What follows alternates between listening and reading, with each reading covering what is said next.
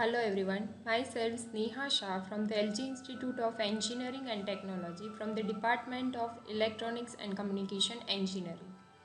Today I will explain you about Unit 4 of the Digital Signal Processing Structure for Discrete Time System.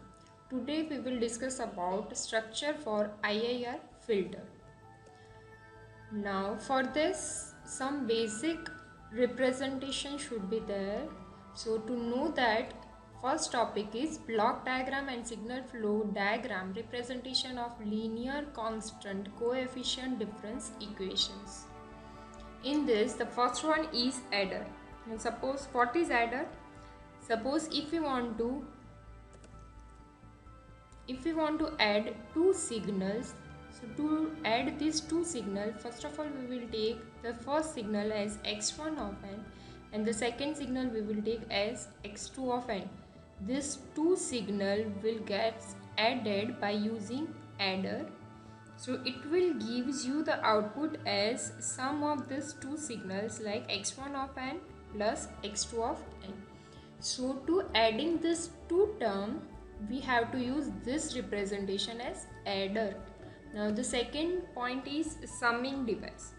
If you want to do sum of the more than two things, then for that we will use summing device. To represent it, we will take a summer of this. So we will take summing point.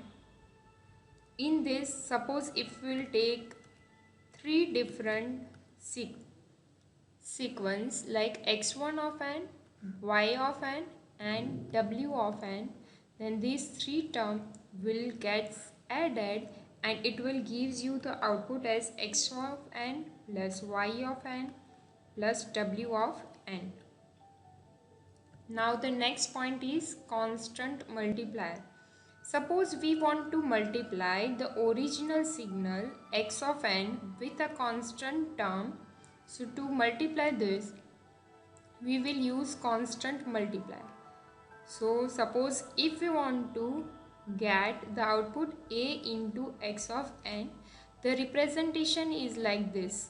We will take x of n, then we will multiply it with a constant multiplier by a, so it will gives you the output as a x of n.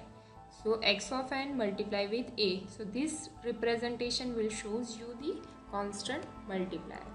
Now the next term is delay by k sample. Suppose if you want to delay any term by k sample, then we will use delay unit.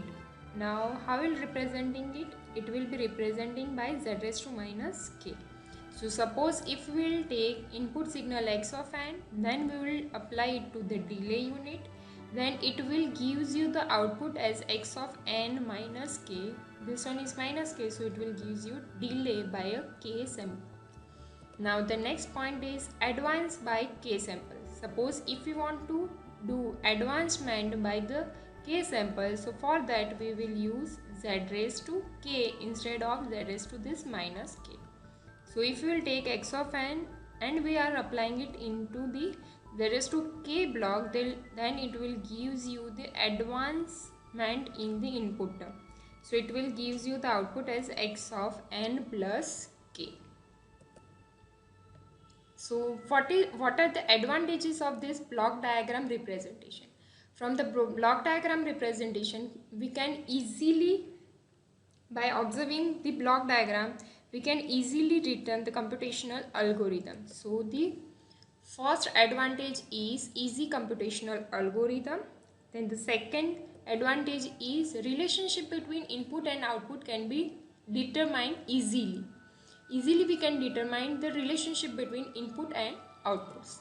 Then the next advantage is memory requirement, computational complexity can be calculated. Now the next topic is canonic structure. Now what is canonic structure and what is non-canonic structure? Suppose if you want to delay by 5 unit, then there are two options. First option is we are directly taking, suppose if you want to do delay by 5 units, right? So directly we can use z raised to minus 5, it will gives you delay by 5 samples. So if we will applying x of n as input, so it will gives you the output as x of n minus 5. It means it will gives you the output delayed by 5 samples. So this term will consider as non-canonic structure. For that we will use only one delay block. Now instead of this, if we will divide this in 5 parts, then this will be representing like this: z raised to minus 1, z raised to minus 1, z raised to minus 1, z raised to minus 1. So for 5 sample delay, if we will use different 5 individual delay units, so this one is x of n, over here x of n minus 1, n minus 2, n minus 3, n minus 4, and the last one is x of n minus 5. So this representation is considered as canonic structure. Means for number of delay unit, we will use number of delay block. So for number of delay samples, we will use number of delay unit, then it is known as canonic structure. And if we will use just one block, then it will consider as non-canonic structure.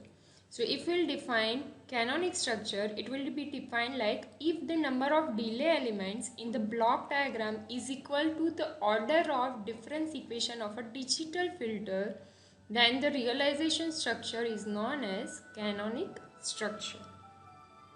Now the next topic is structures for IIR filter.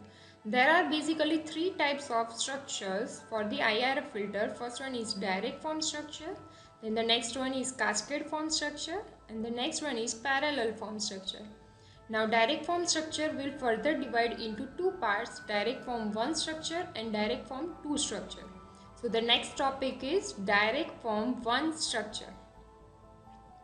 So if we want to derive direct form 1 structure, for derivation of this direct form 1 structure, first of all we will derive as the transfer function h of z. Suppose if we write this in terms of general form, then general form is summation k equals to 0 to m bk z raised to minus k divided by 1 plus summation k equals to 1 to n ak z raised to minus k. This is the generalized difference equation for the discrete time LTI system. Now if we will defining the numerator part as h1 of z, suppose if we will defining numerator part as h1 of z, then it will representing like summation h1 of z equals to summation k equals to 0 to m bk z raised to minus k. And if we will defining h2 of z, it will representing as 1 plus summation k equals to 1 to n ak z raised to minus k. But this one is denominator, so we will representing it as 1 upon this term.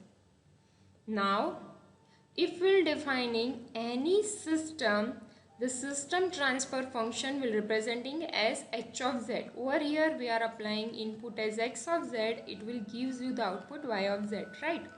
Now we will divide this h of z in 2 parts, like first one is h1 of z and the second part is h2 of z. So this h of z is a mixture of this two, h1 of z and h2 of z. Then this is the final diagram. This one is x of z and this one is y of z. So by multiplying these two terms, we can derive the value of h of z. So if we will multiply these two terms, it will give you the final value of h of z, right? So from this, if we will say that the intermediate part is representing as w of z. So what is the value of h1 of z? h1 of z equals to output upon input. So h1 of z's output equals to w of z and input is x of z. So h1 of z equals to w of z upon x of z. So if we will write w of z upon x of z equals to, this one is h of z, right? So h of z equals to this equals to, now what is h1 of z? h1 of z equals to summation k equals to 0 to m, this one, bk z raised to minus k. Now if we cross multiply this two term, then the value is w of z equals to x of z will multiply over here. So it will becomes summation k equals to 0 to m bk z raised to minus k x of z. Now if we'll take inverse z transform on both the side, then it will representing as, we will simplify the last term, this term. So it will gives you the output like w of z equals to summation k equals to 0 to m bk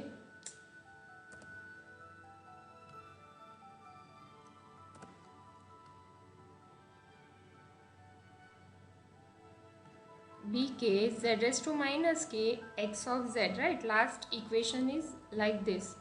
Now if we will take put values of k equals to 0, 1, 2, 3 up to m, then this term will becomes as b0 z raised to 0 x of z plus b1 z raised to 1, sorry, z raised to minus 1 x of z plus up to last term is m. So term will becomes bm z raised to minus m x of z. Now if we will take, this one is w of z, so if we will take inverse z transform of this, w of z will becomes w of n equals to b0 z raised to 0 equals to 1, inverse z transform of x of z will becomes x of n plus b1 as it is. Now z inverse x of z, by using time shifting property of the z transform, we can say that its inverse z transform is x of n minus 1 plus up to bm x of n minus n. So this is the final value of w of n, right? Now if we want to draw this diagram, how will represent it? It will be representing like x of n, we have taken x of n, this will multiply with b0,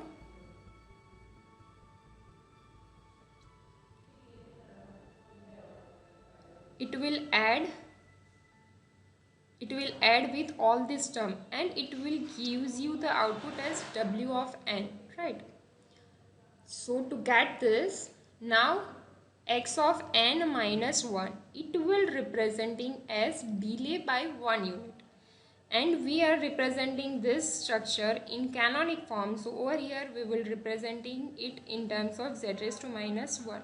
So over here the term will become, this one is x of n, delay by 1 unit, it means it will gives you x of n minus 1. Now this term will add with, it will multiply with b1 into this, right? So b1 into x of n minus 1, this term will add with this part. Similarly, all the other delay unit, last delay unit will gives you the output as x of n minus m, it will multiply with bm, and all this part will added with sum. So this will gives you the first point of h1 of z. Similarly, if we will deriving for h2 of z, so what will be the value of h2 of z? h2 of z is, value of h2 of z is 1 upon 1 plus summation k equals to 1 to n ak z raised to minus k, right? We have taken this value as h2 of z. But what is h2 of z? This one is h1, output of h1 is given to h2, and output of it will be y. Input is x, over here the point is w. Now if we will take h2, what is value of h2? h2 means output upon input, means y by w. So over here we will take y of z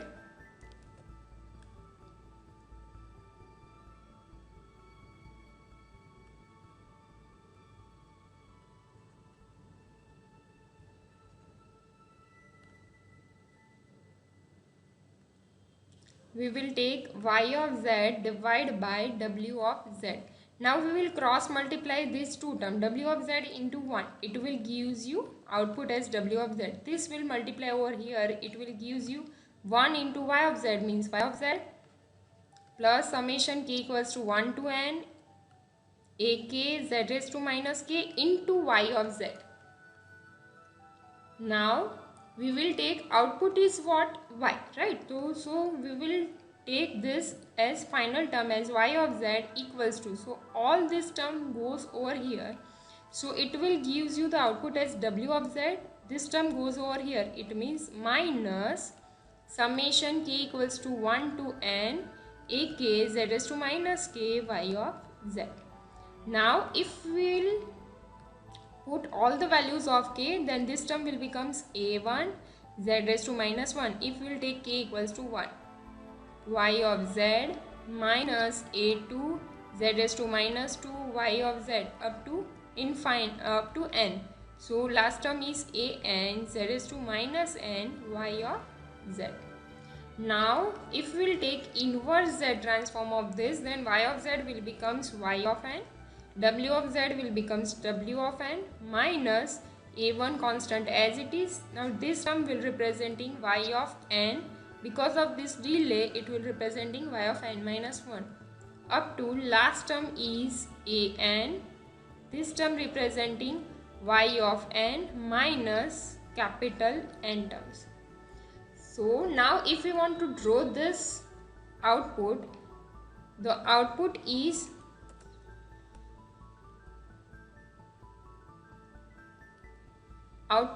drawn as output equals to y of n.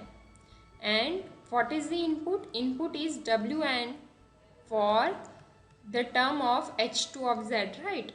So how y of n will occur?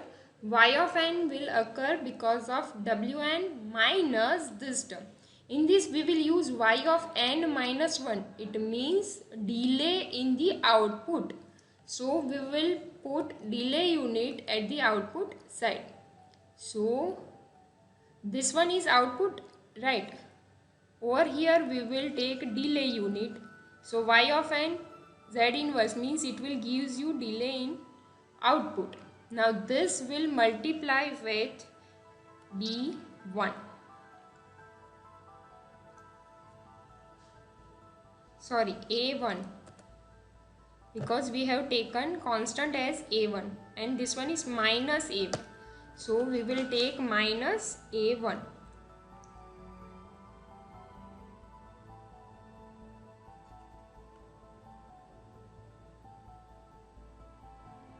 So this term will be minus a1. Now this point will be added with this input signal w of n. Similarly, all the other terms will be added up to last term is capital N. So the last unit is representing as y of n minus n. It will be multiplied with minus an, and this will get added with all the other terms. So this one is the final answer. Now we have to merge these two terms. h1 of z, output of this will given to the h2 of z, right? So this one is h2 of z, this one is h2 of z, right? So before h2 of z we have to put h1 of z. So over here I will draw the h1 of z. So x of n, as we have already derived h1 of z, I will redrawn it over here.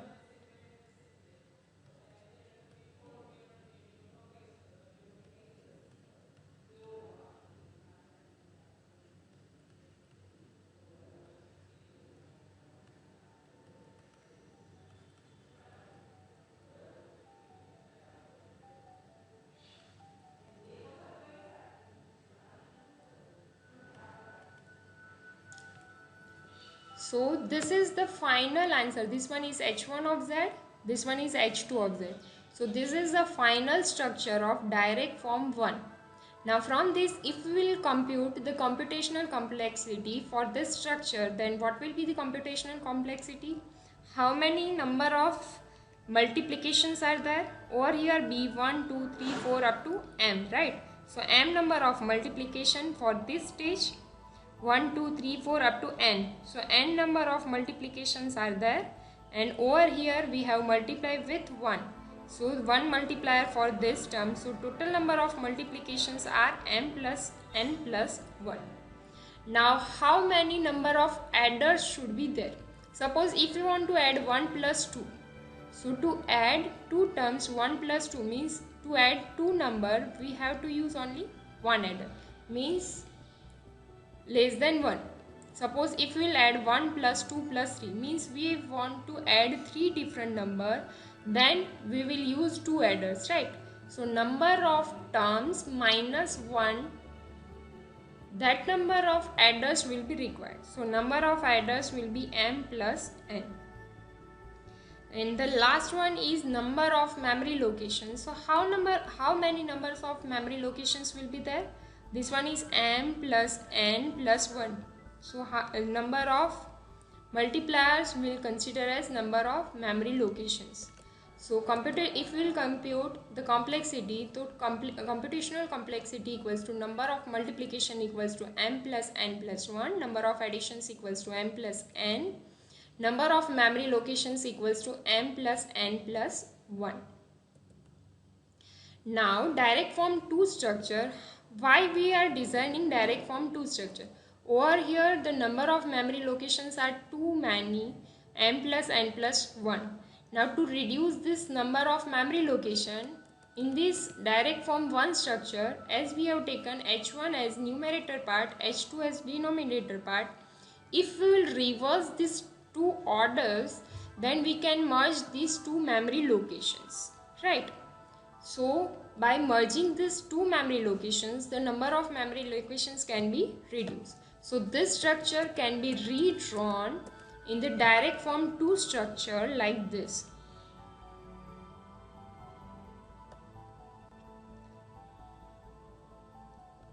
Over here x of n.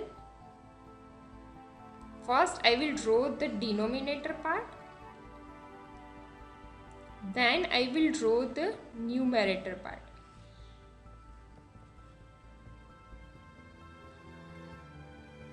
Now see, this 2z inverse part can be merged and it will become only one memory unit like z inverse. So it will save the number of memory units.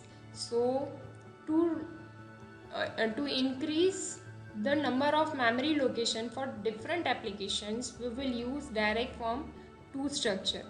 So the final direct form 2 structure can be redrawn as like this.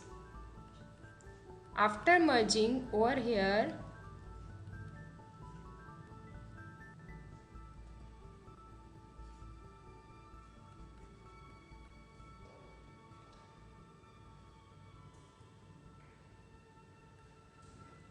it will be look like this. So number of memory locations will be reduced.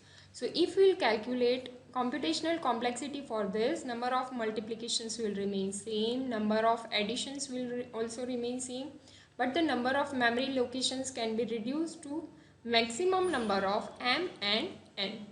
Now what are the advantages of direct form structure? The first advantage is it is easily implement, and if we use direct form 2 structure, then the number of memory locations can be reduced. What are the disadvantages of direct form structure?